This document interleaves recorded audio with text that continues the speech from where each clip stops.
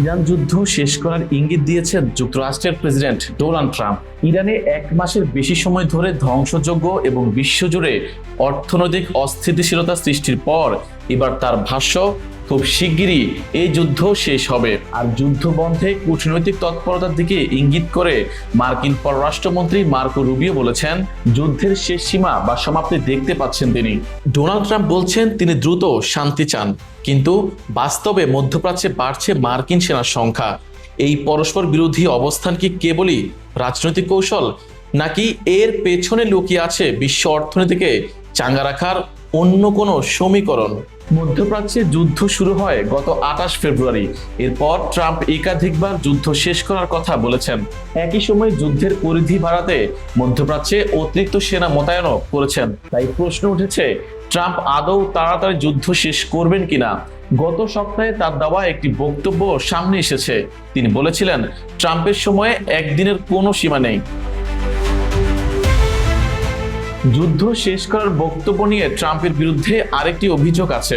তা হলো, যুদ্ধের জেরে দেখা দেওয়া অর্থনৈতিক অস্থিতিশীলতা সামাল দিতে মাঝে মধ্যে এমন কথা বলেন তিনি।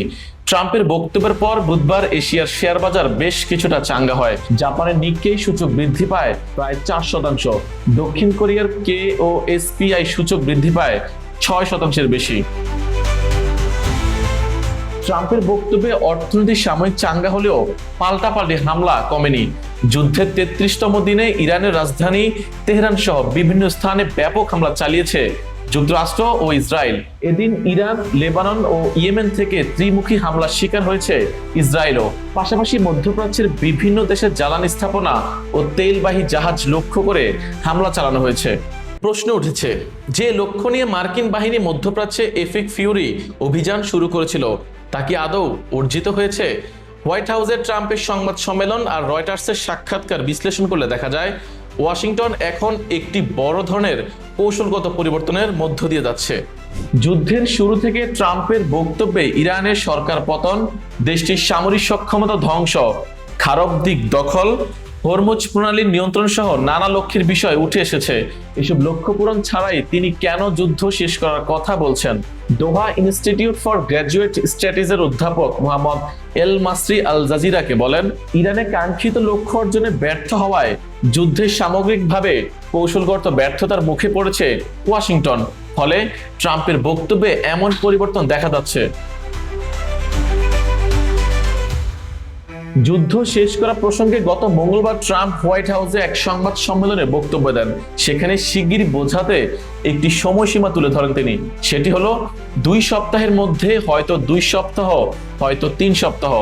বুধবার রয়টার্সকে দেওয়া এক সাক্ষাৎকারেও ট্রাম্প বলেন, ইরান যুদ্ধ থেকে শিগগিরই বের হয়ে যাবে যুক্তরাষ্ট্র, তবে প্রয়োজন পড়লে আবারও ফিরে এসে হামলা চালানো হবে। ট্রাম্পের ভাষ্য মতে, ইরানে তাদের এপিক ফিউরি অভিযান শেষ করার জন্য ইরানের কোনো চুক্তি করা লাগবে না, তবে চুক্তির জন্য আলোচনা চলছে বলে ফক্স নিউজকে দেওয়া এক সাক্ষাৎকারে জানিয়েছেন মার্কিন পররাষ্ট্রমন্ত্রী মার্কো রুবিও। ট্রাম্প যুদ্ধের সময় ক্ষেপণ করতে লোক দেখানো আলোচনা করছেন না উল্লেখ করে তিনি বলেন, আমরা শেষ সীমাটা দেখতে পাচ্ছি। একদিকে রণক্ষেত্রে কৌশলগত ব্যর্থতা, অন্যদিকে ঘরের ভেতরে ট্রাম্প বিরোধী বিক্ষোভ। এই দ্বিমুখী সংকটে ট্রাম্পের হাতে সময় এখন খুবই কম। তিনি বলছেন 2 থেকে 3 সপ্তাহের মধ্যে ফিরবেন, কিন্তু প্রশ্ন হলো, সেই ফেরা কি বিজয়ী বীরের বেশি হবে, নাকি কেবলই নিজের ক্ষমতা টিকিয়ে রাখার চেষ্টা? ইরান যুদ্ধে শুধু লক্ষ্য পূরণ না হওয়ার চাপেই নেই ট্রাম্প। যুদ্ধের কারণে বিশ্বজুড়ে যে অর্থনৈতিক অস্থিতিশীলতা দেখা দিয়েছে তার আঁচ পড়ছে যুক্তরাষ্ট্রেও। এর মধ্যে দেশটিতে 2022 সালের পর জ্বালানির দাম সবচেয়ে বেশি বেড়েছে। হচ্ছে ট্রাম্প বিরোধী বিক্ষোভ। এমন পরিস্থিতিতে রয়টার্স ইপসসের এক জরিপে দেখা গেছে 2/3 মার্কিন নাগরিক দ্রুত ইরানের সাথে যুদ্ধ বন্ধ চান।